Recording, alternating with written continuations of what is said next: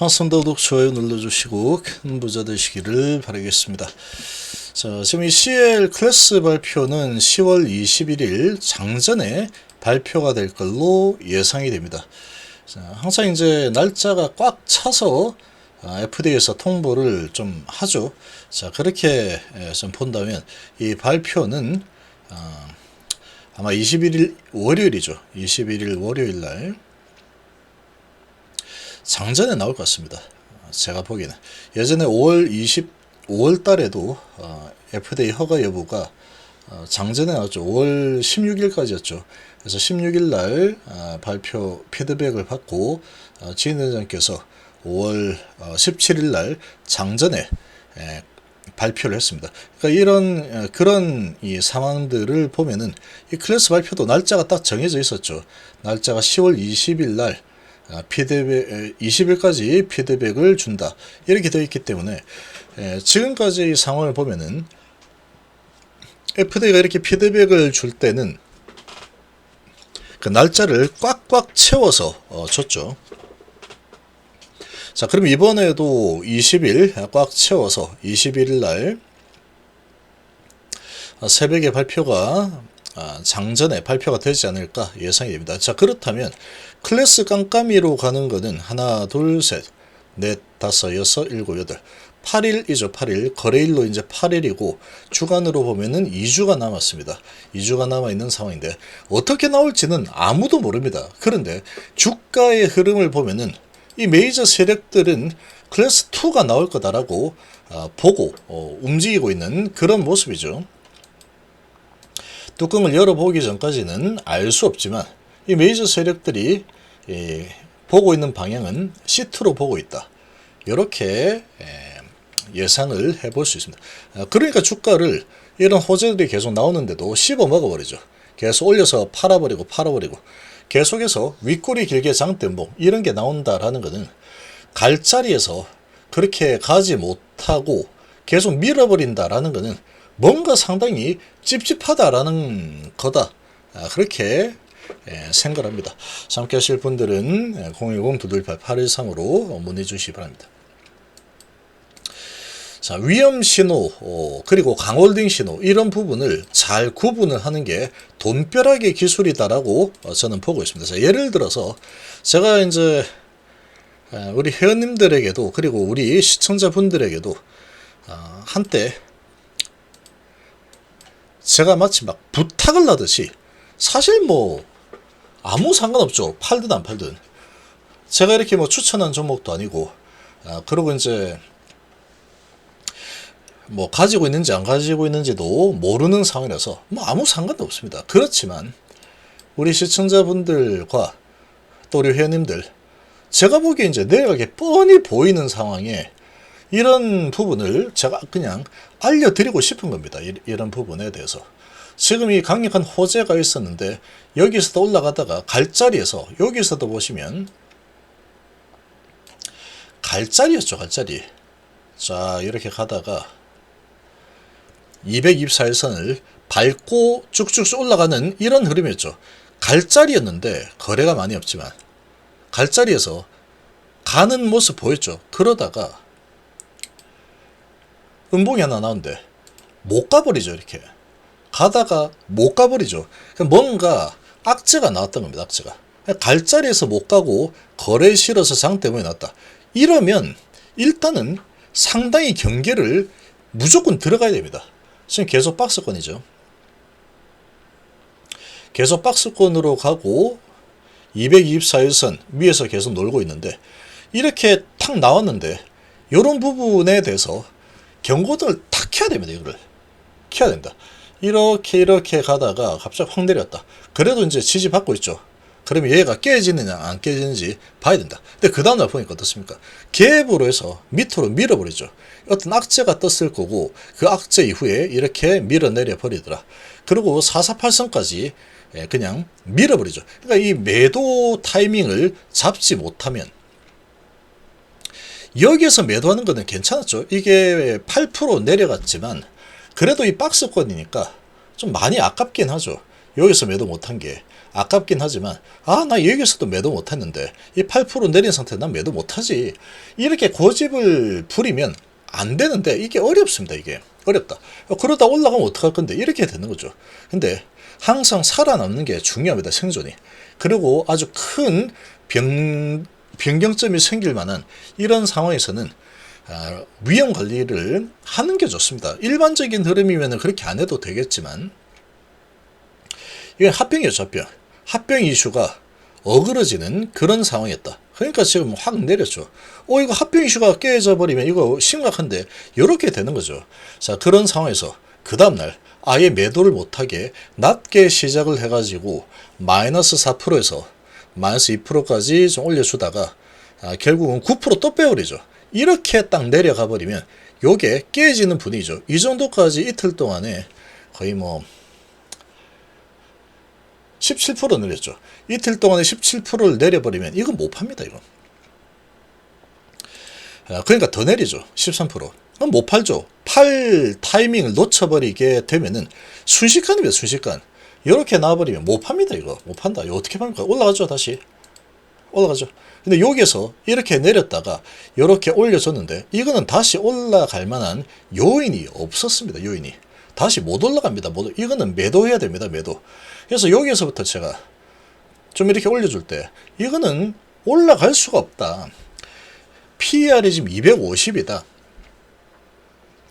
그런데 그 PER을 유지하려고 하면은 성장이 보이거나 아주 강력한 한방이 있거나 뭔가가 있어야 되는데, 성장은 계속 정체 상태에서 오히려 하락하는 추세고 매출 영업이익이 하락하는 추세, 거의 비슷하게 가고 있는데 조금 오르고 조금 내려 약간씩 이렇게 내려가는 추세였고 성장이 안 보이죠. 근데 PR이 250이다.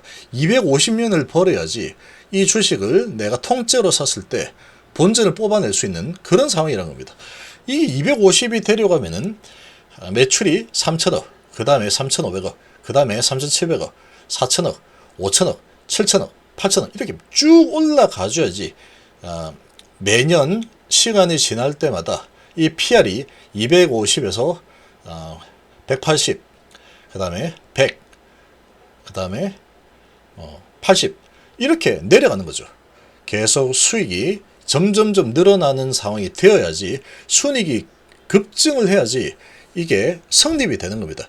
근데 얘는 그 정도의 평가를 받았던 게 셀티움과 합병이라는 또 아주 강력한 재료가 있었죠. 근데 그게 어그러져 버렸다. 근데 이제 이렇게 올려죠. 그러면 얘는 못 간다는 겁니다. 이거는. 그럼 요 언저리에서 여기서 팔든 조금 더 먹고 팔아야지, 이런 거를 생각할 게 아니고 큰 방향을 봐야 돼요. 그래서 여기서 매도해야 됩니다. 매도. 이거 이러이러하고 저러저러니까 이거는 지금 무조건 팔아야 됩니다. 이거 제발 제 말을 들었어요. 팔아야 됩니다. 이렇게 계속 얘기했습니다. 여기서 요 정도에서 파는 것도 괜찮습니다. 매도가 맞습니다. 이거는 올라갈 요인이 없습니다. 계속 말씀드렸는데 이런 부분을 읽어낼 수 있어야 된다. 그러고 나서 어떻습니까? 계속 밀리죠. 올라가는 듯 하다가 밀리고 못 올라갑니다. 지금 이게 명분이 사라지고 그러다 보니까 계속 내려갈 명분은 많고 많죠. 그러니까 이렇게 진행이 된다. 이런 부분과 이 반도체 같은 경우에도 이렇게 분석을 해봤을 때 이거가 여기서 상당히 위험하다. 지금 상황이 D램 낸드 가격이 이제 하락으로 전환을 하고 있는 이런 지금 소식이 나왔죠. 그럼 여기서 많이 내렸죠. 여기 가다가 확 꺾이죠. 갈 자리에서 여기도 갈 자리에서 올라갔어야 되는데 갈 자리에서 못 가고 꺾여버리죠. 이렇게 꺾이고 나서 다시 반등을 줬지만 이거는 뚫고 올라갈 만한 요인을 찾아볼 수가 없다라는 겁니다. 그래서 지금 혹시 모를 이 반도체를 들고 있다 그러면 매도가 좋습니다. 매도해야 됩니다. 매도. 계속 제가 매도를 외쳐야 됐는데 결과적으로 이렇게 또 엄청난 하락이 일어났죠. 근데 이미 하락이 이만큼 일어나고 나면 또 시각을 바꿔야 됩니다. 시각을 바꿀 만한 타이밍이다. 뭔가 있다 그러면 시각을 바꿔야 되겠죠. 여기에서 매도를 했으면 이런 걸 막았죠. 자, 그리고 시즌 같은 경우에도 여기에서 얘는 절대로 사면 안 되는 종목이다. 더 올라간다고 하더라도 쳐다도 보면 안 됩니다. 이거는 절대 사면 안 됩니다. 이 팬데믹이 다시 이렇게 좀 돈다 이랬을 때, 그래서 언제쯤 팬데믹입니까? 안 됩니다. 이거는 절대로 내려갈 겁니다. 그래서 절대로 안 된다라고 계속 말씀을 드렸었는데,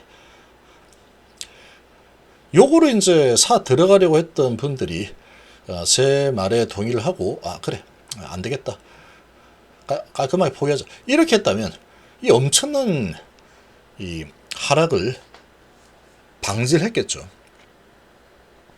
이렇게 내려가서 이렇게 올라간 흐름이 나왔어도 여기서도 매수하면 이거 안 됩니다. 절대 안 됩니다. 이렇게 여기서까지도 매수 안 된다고 했습니다. 계속 내렸어요. 이게 얼마 안 내린 거죠. 많이 내렸습니다. 이거 35,000원에서 24,000원이니까 한 만원 내린 거죠. 이런 부분들을 잘 읽어내야 됩니다. 읽어내야. 근데 이게 어렵습니다. 이거 읽어낸다는 게 정말로 어렵다. 우리 개인 투자자들은 속이는 주체가 메이저들이다. 속이는 주체가 메이저들인데, 이 속이는 주체에 미끼를 던지고 속이는 상황이 나올 때 이걸 안 속는 게 중요합니다. 근데 뭐 잔잔한 거는 뭐 당연히 속겠죠. 속을 수밖에 없다. 이 세력들이 어떤 세력들입니까? 주가를 마음대로 움직이는데. 자, 이런 상황인데 아주 큰 거는 막아야 돼요. 큰 거. 아주 큰 어택이 나올 만한 비상 상황이다 싶은 그런 상황이 발생이 되면은, 그런 부분에 대해서는 일단은 살고 봐야죠. 일단 살고 봐야 됩니다. 내 계좌가 좀 어느 정도 살아 있어야지 다음 기회를 엿볼 수가 있는 거죠. 그런 겁니다. 그래서 이런 거는 피해야 되죠. 이런 거 적어도. 그래서 이제 요때는 강홀딩이냐, 요때는 강홀딩이냐, 요때는 강홀딩이냐, 요때는 위험이냐, 요때는 위험이냐, 요때는 이런 거를 분석을 해낼 수 있었는데, 그거는 정말로 어렵습니다. 정말로.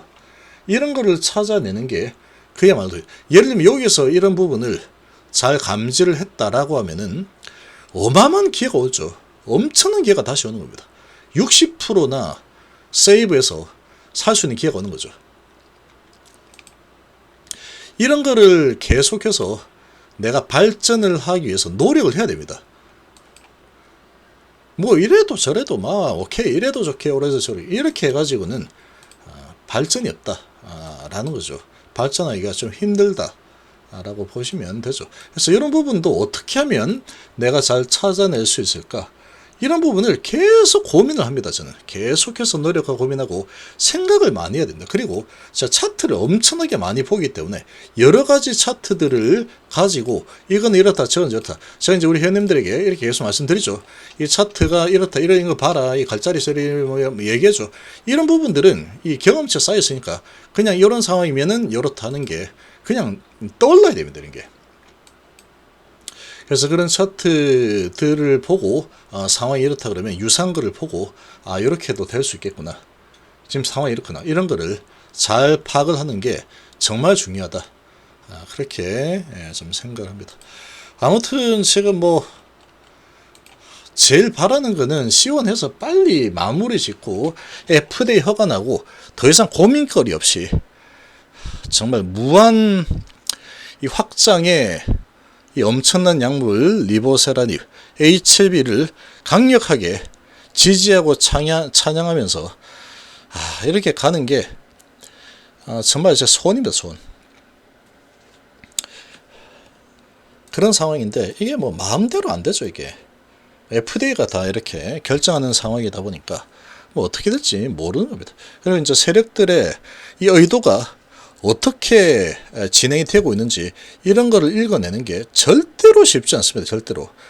정말 많은 경험과 또 몸소 이런 경험을 다 부딪혀봐야 돼요. 다 부딪혀봐야 됩니다. 그래서 거기에서 내가 얻을 만한 거를 계속 고민하고 뽑아내서 이럴 때는 이렇게 하는 게 맞겠구나. 그리고 강력하게 믿음을 가지고 밀어붙일 때는 밀어붙이는 게 맞겠구나. 이런 거를 계속해서 노력을 해가지고 발전을 시켜야 됩니다. 본인 스스로를 계속 발전을 시켜야지 좋은 결과가 나오겠죠. 변화가 없으면은 결과물도 변화가 있으면 그게 반칙입니다. 말도 안 되는 거죠.